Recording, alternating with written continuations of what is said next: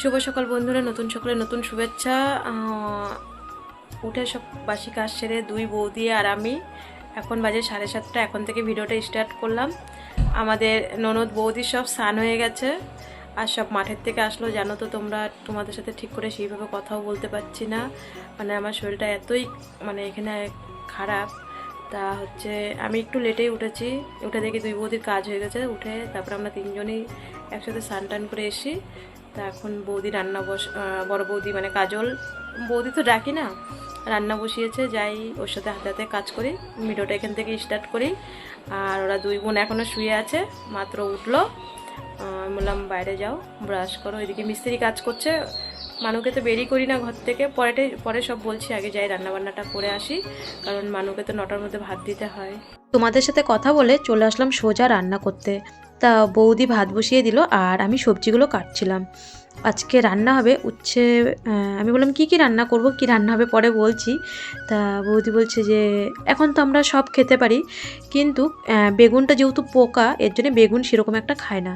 তা কাজল বলল যে সব রকম সবজি দিয়ে একটা নিরামিষ তরকারি হবে।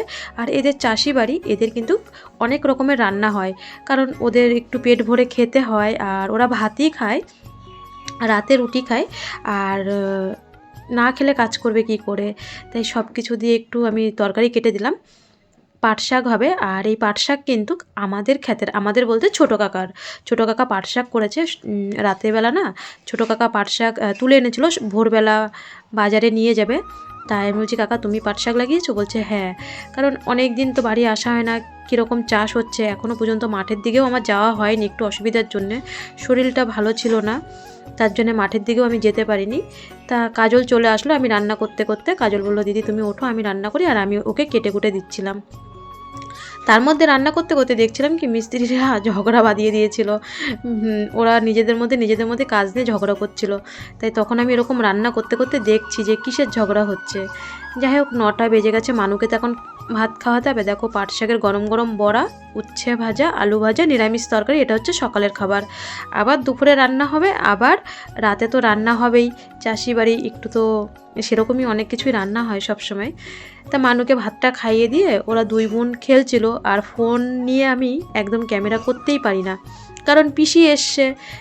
একটা পিসির কাছে তো আবদার অন্যরকম থাকেই, পিসির ফোনটা ওরা দেখার জন্য ব্যস্ত হয়ে থাকে। ওরা টিভি দেখছিল, আমিও টিভি দেখছিলাম ওদের সাথে সাথে। তা আমি ভাবলাম এবার আমার দুই মেয়েকে, মানুকে আর ওর বুনুকে, আমাদের পুচুকে হচ্ছে বেদানার রসটা করে দিই। এদিকে হয়তো তোমরা আমার দাদার ছেলেকে দেখছো না, হয়তো ভাববে যে তোমার দাদার ছেলে কোথায়। ও গেছে মামার বাড়িতে, আমি আসার আগের দিনই ভিডিওতে বলেছি। তা ও আজকে এসে, যেহেতু দিনাজপুর থেকে এসে ও ঘুমাচ্ছে, ভোর 4টের সময় এসছে, সারা রাত ট্রেনের ভিতরে ছিল। তা ছোটো মানুষ তো, 9 বছর বয়স, তা ঘুমাচ্ছে, ওকে আর ডাকা হয়নি।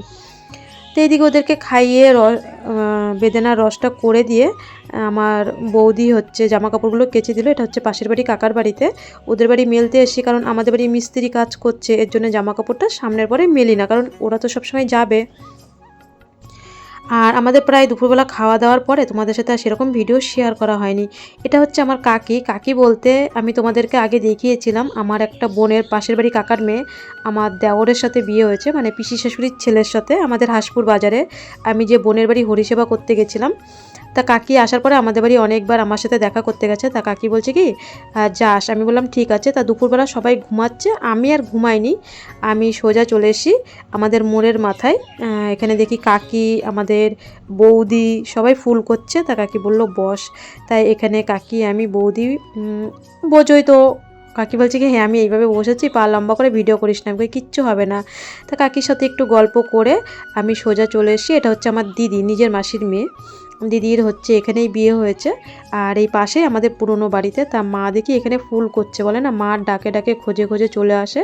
আর পুরনো বাড়িটা তোমাদের কালকে ভিডিওতে ভালো করে দেখাবো। এটা হচ্ছে আমাদের পুরনো বাড়ি। তা আমি মাকে ডেকে নিয়ে চলে এসেছি, বড় বৌদি বাজারে যাবে, আর আমাদের পুচুকে পড়াতে এসে মানু ঘুম থেকে উঠে গেছে, আর ওর ভাইও না ঘুম থেকে উঠে গেছে। সারাদিন পরে এই মানুকে, একটা বাচ্চাকে সারাদিন 5 মিনিট অন্তত বাইরে বের করতে হয়, তাই মানুকে এখন বিকালবেলা বের করলাম। এখন বাজে বিকাল 5টা। বড় বৌদি চলে গেছে বাজারে, আমি, বাবা আর মা।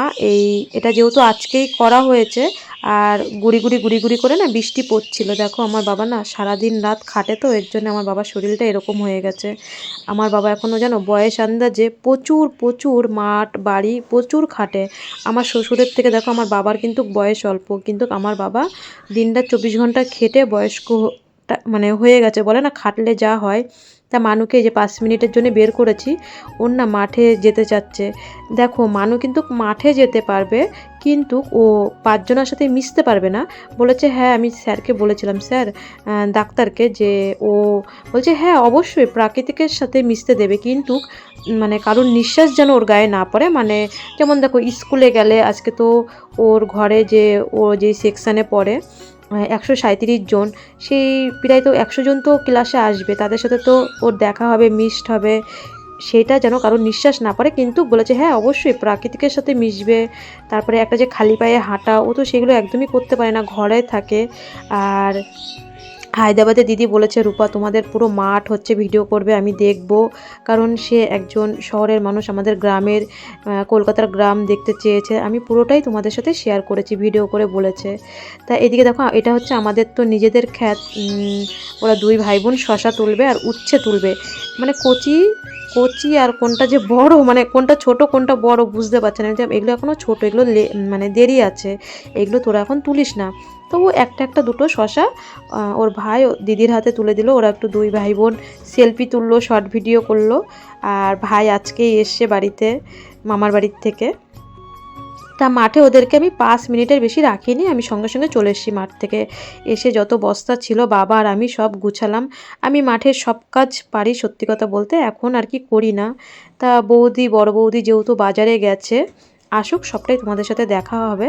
তা এদিকে ওদের হাত পা ধুয়ে ওরা দুই বোন পড়তে বসে গেল, ওর ভাইও ওদের ঘরেতে পড়তে বসে গেল, কারণ অনেক দিন ওর পড়া ছুটি গেছে, মামার বাড়িতে গেছে। মানু যেমন মামার বাড়ি এসছে, পড়ার ক্ষতি হচ্ছে, সবাই মামার বাড়িতে গেলে পড়ার অবশ্যই ক্ষতি হয়।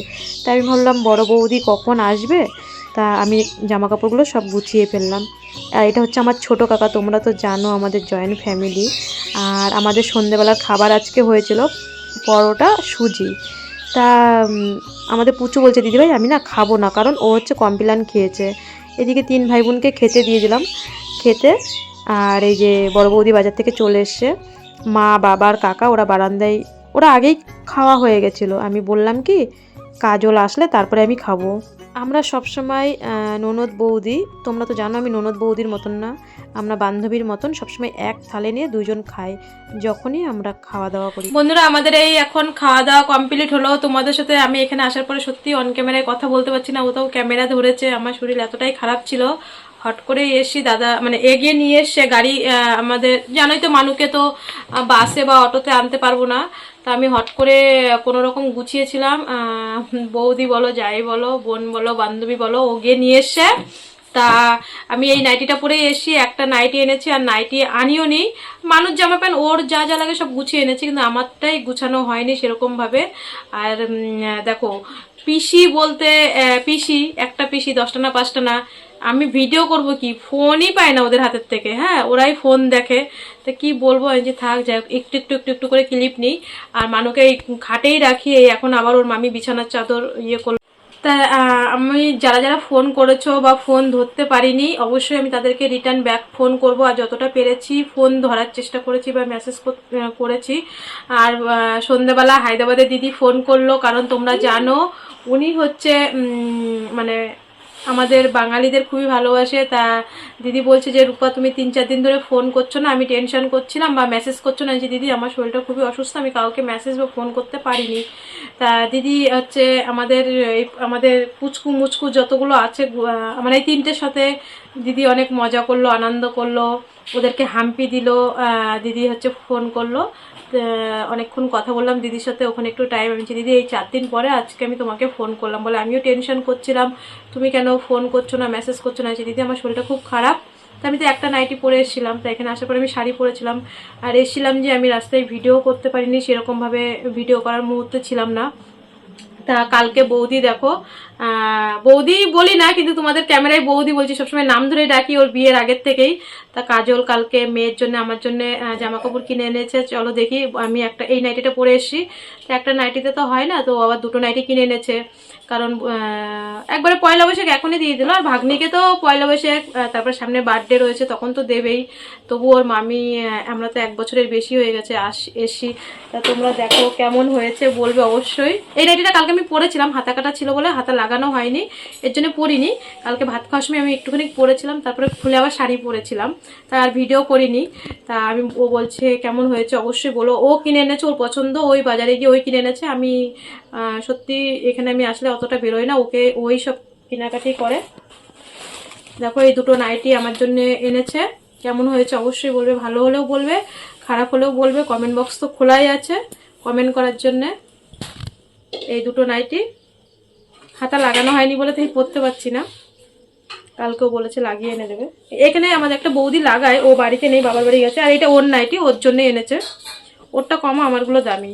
ও ছোট মানুষ তো, ও ছোট মোটো ওকে দিয়ে দিদি, যাই ও বলছে দিদি আমি ছোট মানুষ, আমার একটা গোল গলা হলেই হলো। ও অবশ্যই এখানে নাইটি পরে না, যেটা সত্যি। আমি তো শ্বশুর বাড়িতে নাইটি পরি, ও একদমই এখানে নাইটি পরে না, শাড়ি পরে। ও বলে আমি ওই যবে আমাদের বাড়িতে যাবে, আর আমাদের বাড়ি, ওর ক্যামেরা ধরতে হাত ব্যথা হচ্ছে।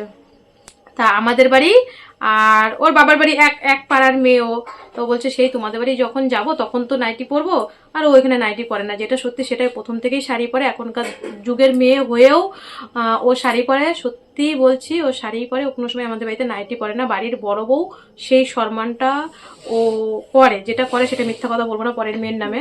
ও বাড়ির বড় বউ, সবাইকে সম্মান দিয়ে, সবাইকে ভালোবাসা দিয়ে, সবার মন জয় করা, ও সেটা জানে। ক্যামেরা ব্যাকা হয়ে যাচ্ছে দাদা, ওর হাত ব্যথা হচ্ছে, ছোট মানুষ তো। তো যাই হোক, এটা হচ্ছে ওর নাইটি, ও নিজেই এনেছে।